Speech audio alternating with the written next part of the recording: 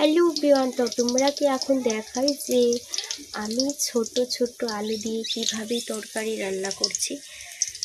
তো দেখো, ছোট ছোট আলুগুলোকে কেটে জলে ভিজিয়ে রেখেছি, যাতে যত ধুলো থাকে সব মাটি ধুলো সব ভিজে চলে যায়, বুঝেছো।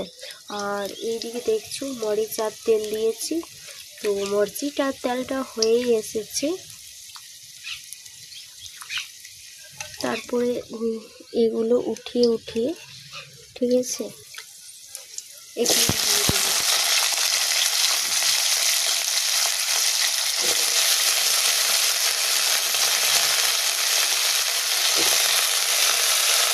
তারপরে দেখো আলুটা দেওয়া হয়ে গেছে, আর এই যে নুন দিয়ে দেবো এতটা, নুন দেওয়ার পরে একটু নেড়ে দেবো, নাড়িয়ে একটু ভাজে তারপরে একটু জল দেবো সামান্য, যাতে সিঝে যাও। তারপরে একটু ঢেকে সিজতে দেবো, বুঝেছো। একটু সিজতে দিয়ে আঁচটা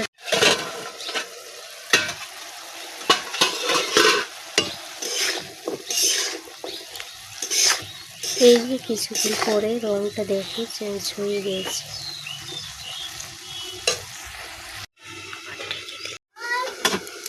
আবারও আরেকবার দেখি, জলটা শুকিয়ে কিন্তু আলুগুলো সিঝে গেছে, আর ডাকবো না, ভাজতে থাকবো। তো তোমরা অবশ্যই দেখতে পাচ্ছ আলু ভাজাটা দেখতে কেমন, এখনো কিন্তু হয়নি, হবে একটু পরে, বুঝেছো। এখন জলটা আছেই, দেখতে পাচ্ছ। তো জলটা যখন হয়ে যাবে, সব শুকিয়ে যাবে, তখনই হবে, বুঝেছো। তো একটু ভাজবো, আরও ভাজবো।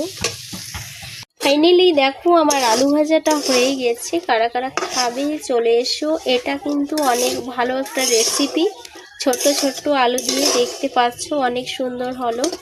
এটা দিয়ে ভাত খাওয়া যাবে, বুঝেছো, বা রুটি খাওয়া যাবে, যে খাবে তোমরা খেতে পারো। তো সবাইকে রেসিপিটা কেমন লাগলো, সবাই একটু ভালো লাগলে কমেন্ট করবে, আবারও এমনি রেসিপি দিব, ঠিক আছে।